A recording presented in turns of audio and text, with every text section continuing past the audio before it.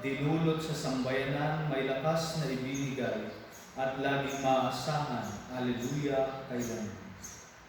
Sa ngalan ng Ama, ng Anak, at ng Espiritu Santo. Ang pagpapala ng ating Panginoong Jesucristo, ang pag-ibig ng Diyos Ama, at ang pakikipagkaisa ng Espiritu Santo naway sumainyo lahat. At sumayon.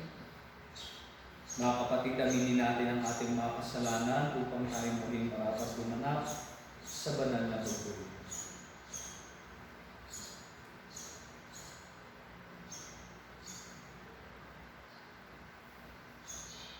Dasalin natin, inaabid ko sa makapangyarihang Diyos at sa inyo mga kapatid, na lubha kong nagkasala sa isip, sa salita at sa gawa, at sa aking pagkukulang.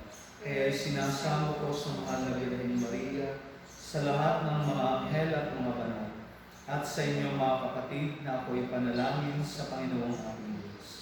Hawaan tayo ng makapangyarihang Diyos, patawarin tayo sa ating mga kasalanan, at patnubayan tayo sa buhay na walang hanggan. Amen. Panginoon, kaawaan mo kami. Panginoon, kaawaan mo kami. Kristo, kaawaan mo kami. Kristo, kaawaan mo kami. Panginoon, kaawaan mo kami. Panginoon, kaawaan mo kami.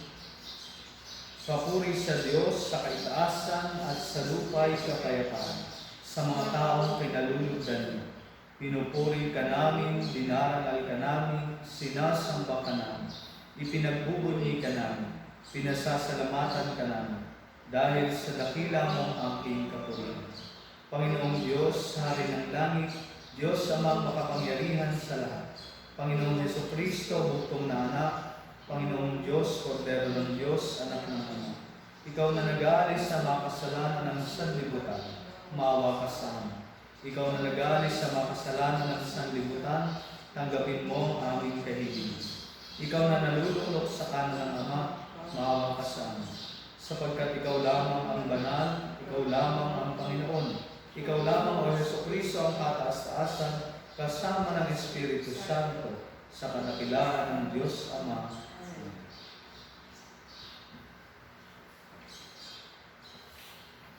Manalangin tayo.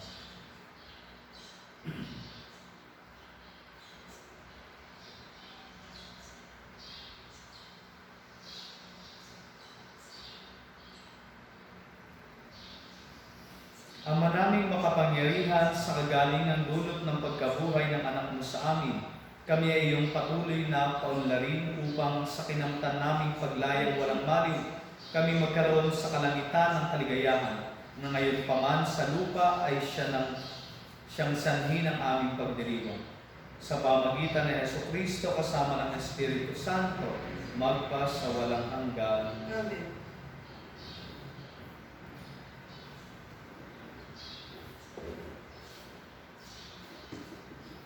Pagbasa mula sa mga gawa ng mga apostol.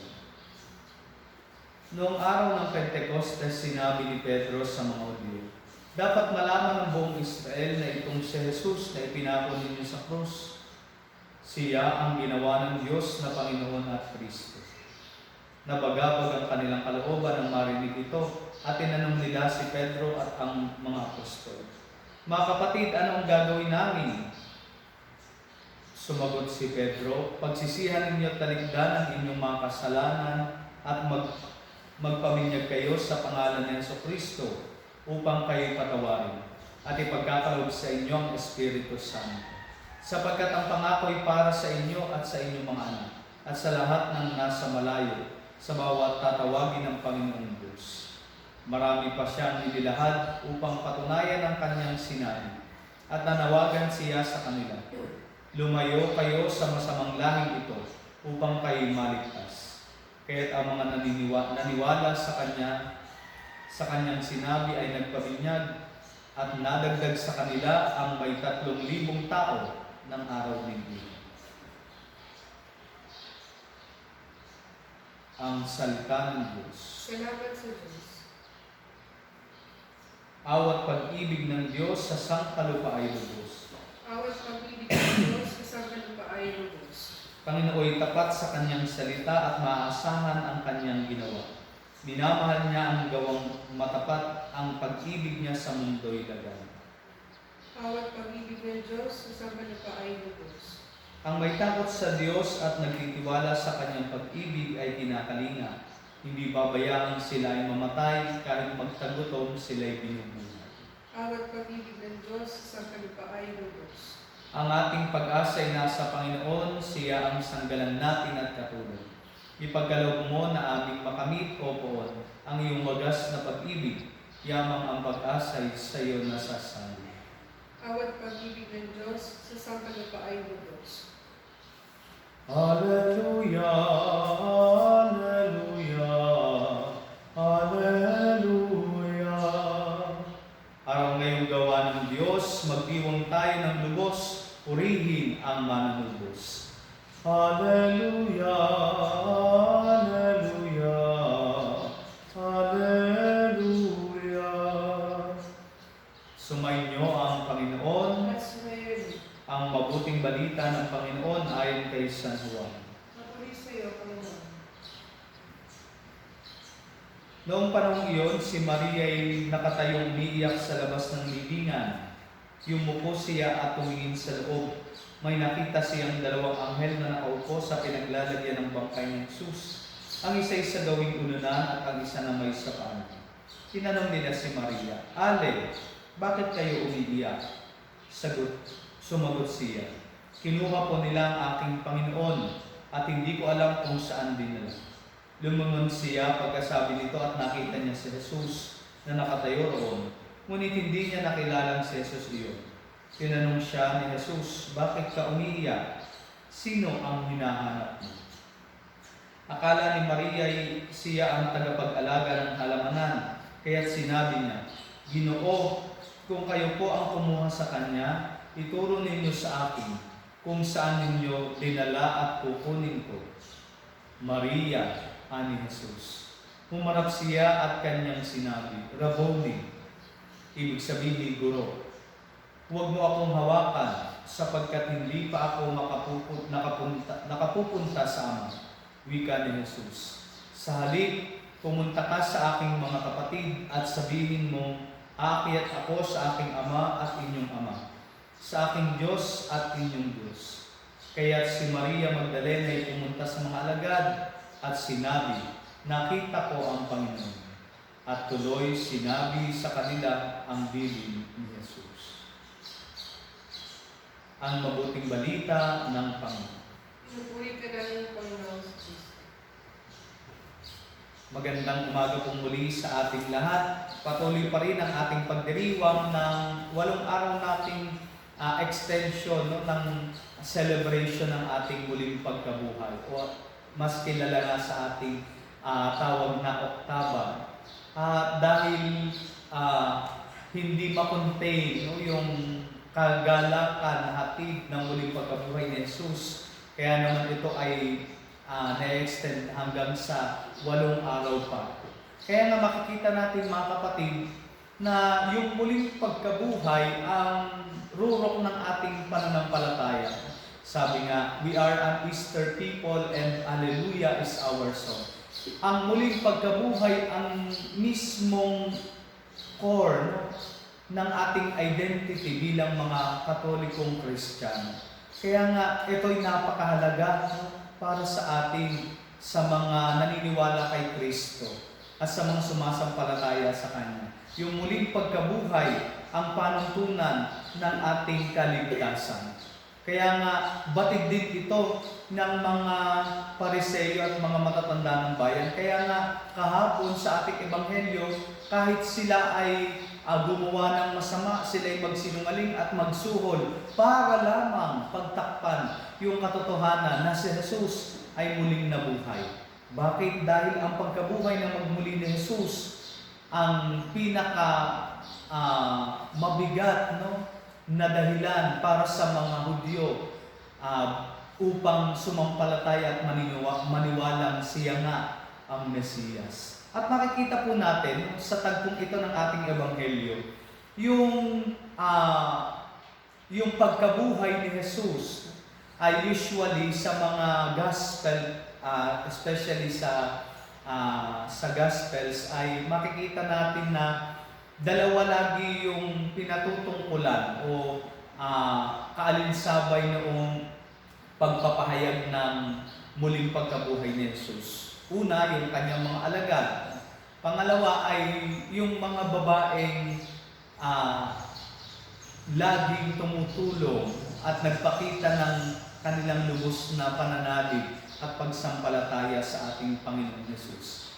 Kaya nga kung makikita natin dito, yung sa gospel passage ni John, na si Maria Magdalena ang unang nakakita na ang libingan ni Jesus ay wala ng laman. Kaya nga kung makikita natin na yung mga fruits na si Jesus ay muling nabuhay. Ano po ito? Yung walang laman na libingan. At gayon din yung mga nakaayos na pinambalot kay Jesus, no? At yung kanyang pinantakip sa kanyang mukha o ulo. At bukod dito ay yung mga proofs o pruweba na si Jesus ay muling nabuhay ay hindi lamang dito nakasalig. Higit sa lahat, ito ay nakasalig sa katotohanan na experience ng mga alagad at ng mga kababaihang ito ang presensya ni Jesus na muling nabuhay. Kaya nga po, ipinapakita din daw po dito kung gaanong pinahalagahan ng mga ebanghelista, lalong-lalo na ni San Juan, yung kahalagahan ng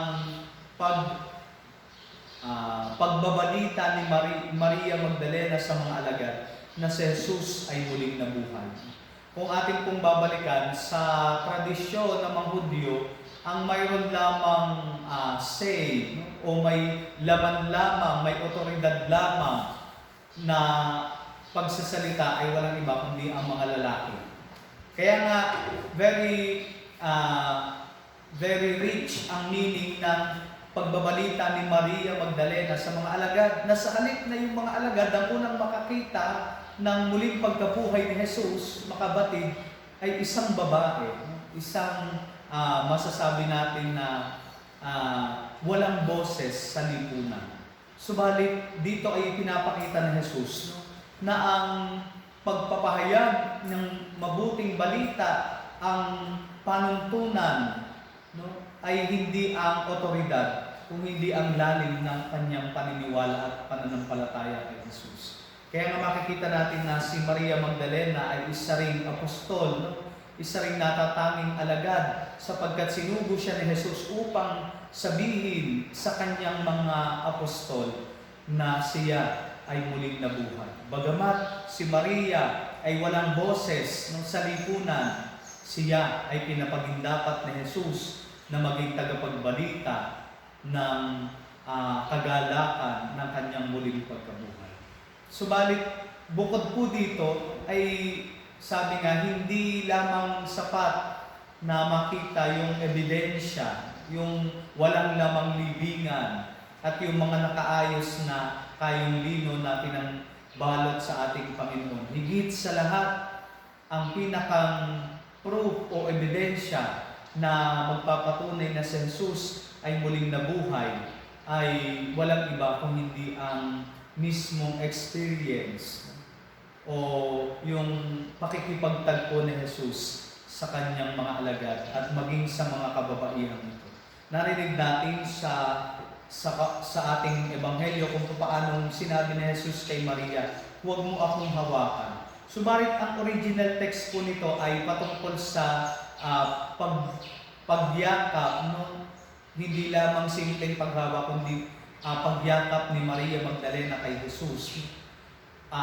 Pagpapakita daw po ito na si Jesus ay nagsasabi kay Maria Magdalena na siya ay pakawalan sa kanyang pagkakahawak. Hindi lamang hawak kundi yakap, sapagkat dito makikita natin kung gaano yung kagalakan at yung longing ni Maria Magdalena kay Jesus.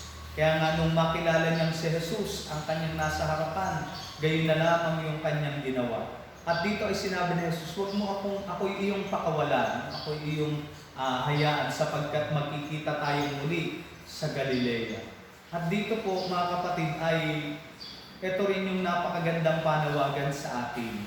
Sa panahong ito na nakakaranas tayo ng pagsubok, tayo ay patuloy pa rin na humaharap sa pandemyang ating sabi nga ay na-experience. Tayo ay patuloy na tinatawagan ng ating Panginoong Hesus na makita at maramdaman yung muling pagkabuhay, yung kagalakan ng mabuting balita. At sa papaanong paraan po natin ito maipapahayag sa ating buhay kahit tayo nasa kanya-kanya nating mga tahanan. Una, yung mga ebidensya na nakita na nagpapahayag ng muling pagkabuhay ni Jesus. Ang walang lamang libingan. Inaanyayahan din tayo na ating puso, baka ito'y punong-puno pa ng galit, ng hinanakit, ng sama ng loob, ng ating sabi nga ay pangmamaliit, no? O paninirang puri sa ating kapwa. Inaasahan na sa ating pagbanggit ng mabuting balita ng muling pagkabuhay ni Jesus, nawa ito rin ay mawalan ng laman na katulad ng libingan ni Jesus na wala ng laman. Tayo ay inaasahan din magkaroon ng pusong wala ng galit, walang hinanakit, at walang paninirang puri sa ating kapwa. Higit sa lahat, sabi ko nga kanina, ang batayan ng tunay na muling pagkabuhay ni Jesus ay ang experience, ang mismong ugnayan at karanasan ng mga alagad at ng mga kababaihan nito. Na tayo rin sa ating buhay, pananampalataya, bagamat tayo ay nahaharap sa pandemyang ito, ay inaasahan tayong makita sa ating buhay, maranasan sa ating pang-araw-araw na pamumuhay si Jesus na muling nabuhay. Kaya nga po, ito yung panawagan sa atin. Nawa, tayo tunay na maging mga Katolikong Kristiyano. Sabi ko nga kanina, we are an Easter people and Hallelujah is our song. Ang identity natin bilang mga Kristiyano ay makikita sa ating pakikipag-ugnayan sa ating Panginoong muling nabuhay at ang kagalakang dulot nito sa ating puso. Pagpalain po tayo.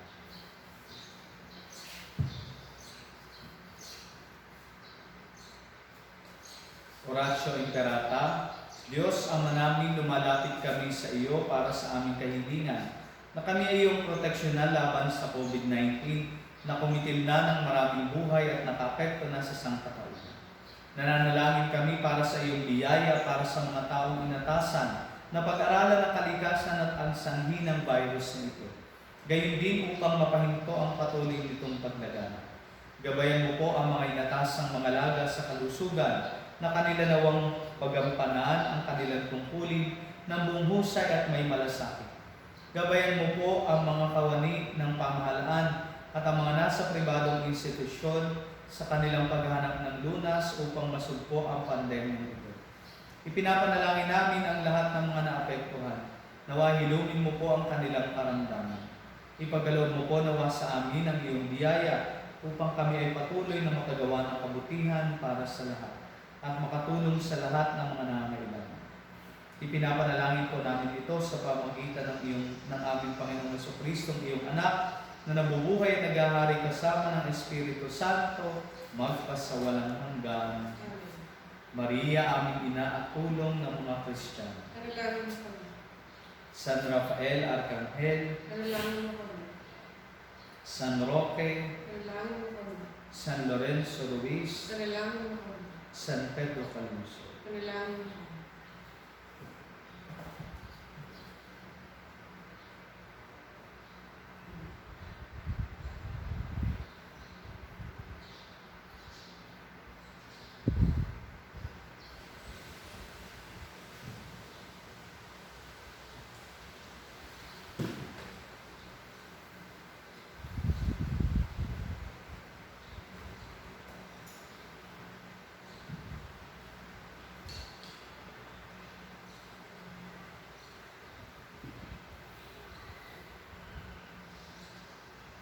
Kapuri-puri ka, Diyos, sa mga lumikha sa sanlibutan, sa iyong kagandahang loob, narito ang aming naiaalay.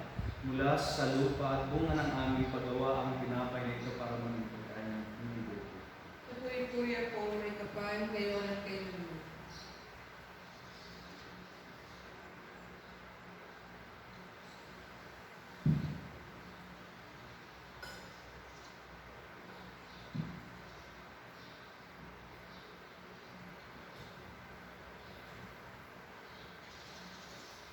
Kapuri-puri ka, Diyos, sa mga lumikha sa sanlibutan, sa iyong kagandahang loob, narito ang aming naiaalay.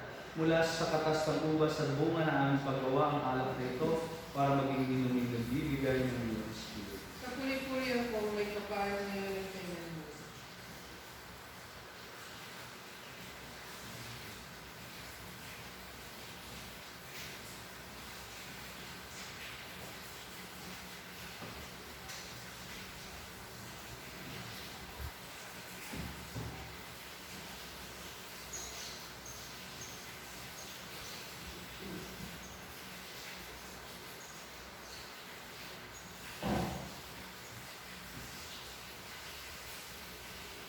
Manalangin kayo mga kapatid upang ang paghain natin ay kalugdan ng Diyos, Amang makapangyarihan.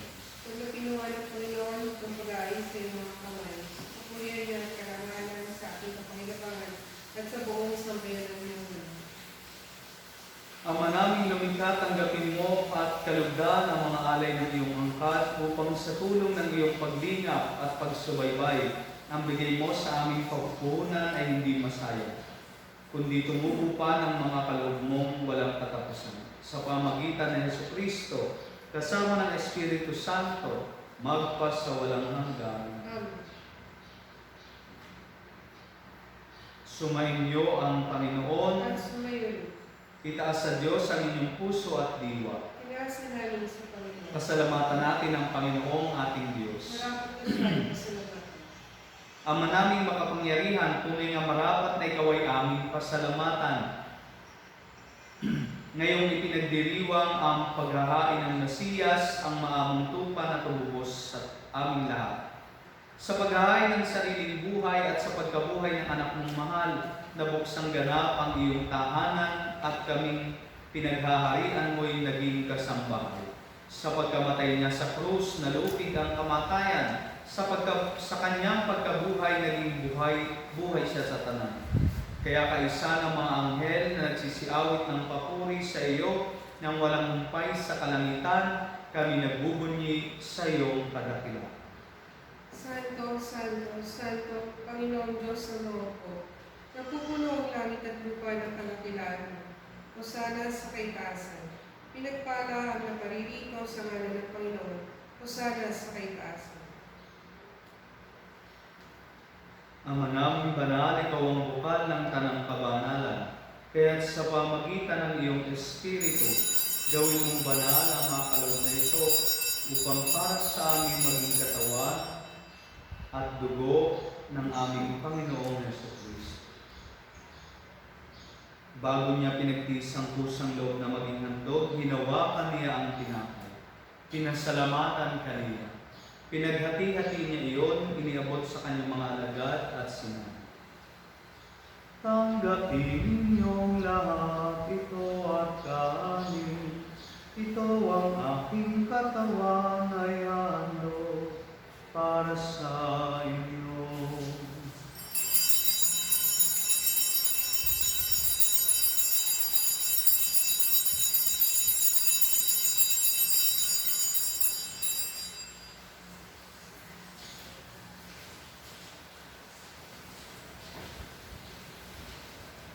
Dahil din naman ang matapos ang hapunan, hinawakan niya ang kalis.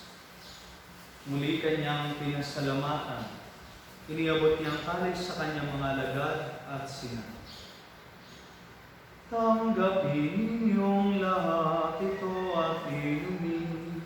Ito ang kalis ng aking dugo, ng bago at walang hanggang tipan. Ang aking dugo na ibubuhos para sa inyo at para sa lahat, sa ikapagpapatawad ng mga kasalanan. Gawin ninyo ito sa pag-alala sa akin.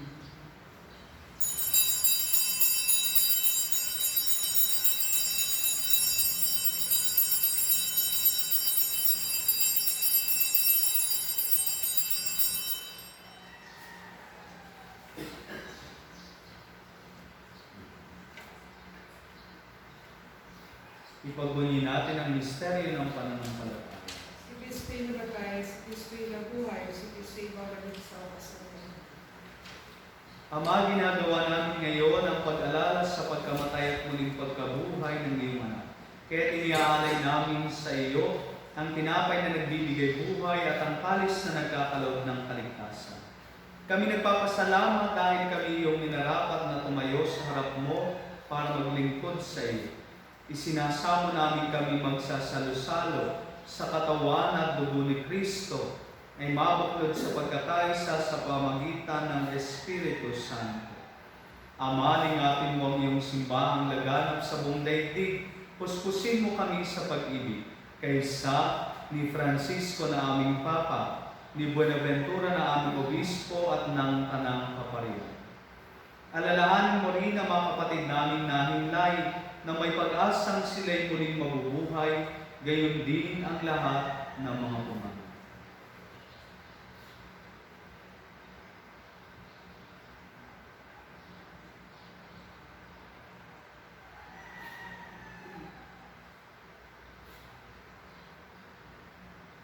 Kaawaan mo sila at patuloyin sa iyong kaliwanagan. Kaawaan mo at pagindapatin kaming lahat na makasalo sa iyong buhay na walang wakas. Kaysa ng mahal na Birheng Maria, ang ina ng Diyos, kaysa ni San Jose ang kanyang kalinis-linisang esposo, kaysa ng mga apostol, ni San Santiago na ating patron at ng lahat ng mga banal, na namuhay dito sa daigdig ng kalugod-lugod sa iyo. May pagdiwang nawa namin ang pagpupuri sa ikararangan mo sa pamagitan ng iyong anak na aming Panginoong Hesus. Sa pamagitan ni Kristo, kasama niya at sa Kanya, ang lahat ng parangal at papuri ay sa iyo, Diyos amang makapangyarihan, kasama ng Espiritu Santo, magpas sa walang hanggan. Amen. Bilang isang pamilya ng Diyos, tumawag tayo sa ating Ama sa panalangin itinuro ni Jesus. Manaming sumasalangit ka, sambahin ang ngalan. Mapasa amin ang kaharian mo, sundin ang loob mo, dito sa lupa para ng sa langit. Bigyan mo kami ngayon ang aming kakanin sa araw-araw, at patawarin mo kami sa aming mga sala, para ng pagpapatawad namin sa mga nagkakasala sa amin. At huwag mo kami ipanihulog sa tukso, at iadya mo kami sa lahat ng masama. Hinihiling namin kami iadya sa lahat ng masama, pagkalooban ng kapayapaan araw-araw, iligtas sa kasalanan at ilayo sa lahat ng kapahamakan. Samantalang aming pinananabikan ang dakilang araw ng pagpapahayag ng tagapagligtas namin si Jesucristo. Sapagkat iyong kaharian, ang kapangyarihan at ang kapurihan, magpakailanman. Amen.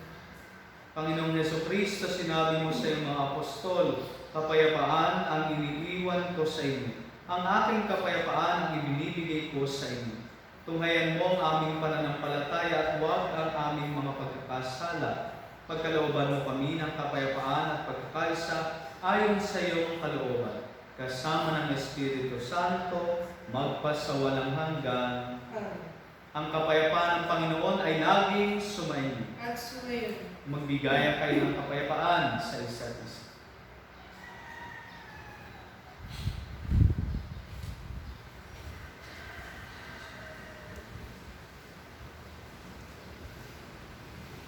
Kordero ng Diyos, nag-aalis sa mga kasalanan ng sanlibutan, maawa ka sa amin.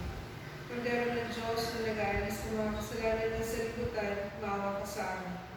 Kordero ng Diyos, nag-aalis sa mga kasalanan ng sanlibutan, ipagkaloob mo sa amin ang kapayapaan.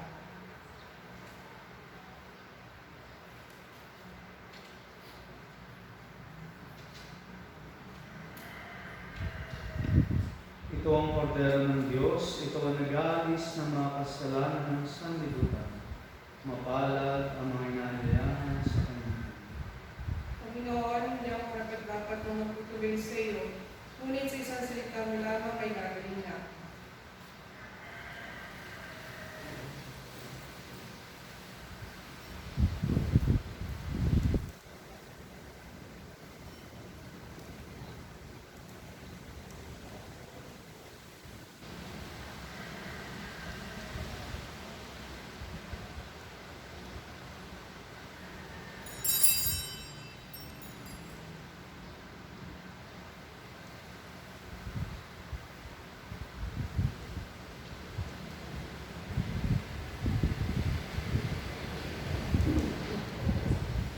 Kayo ay muling nabuhay, na si Kristo ay katambal. Isipin ang kalangitan kanyang kinaroroonan. Alleluia, siya ay nabuhay.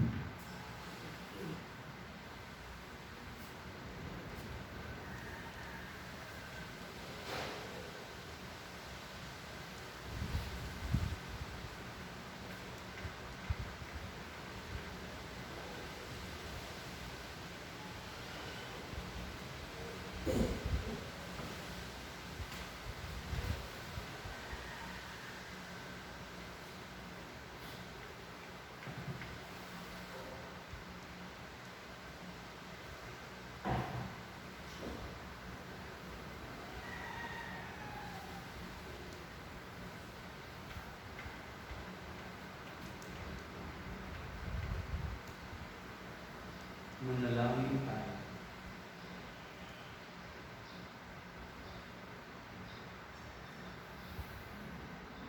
Ama naming mapagmahal, pakinggan mo kami upang maging handa ang aming kalooban para pakinabangan ang ligayang walang katapusan na iyong inilaan sa mga niloob mong mabinyagan sa pamagitan ni Jesucristo kasama ng Espiritu Santo magpasawalang hanggan. Amen.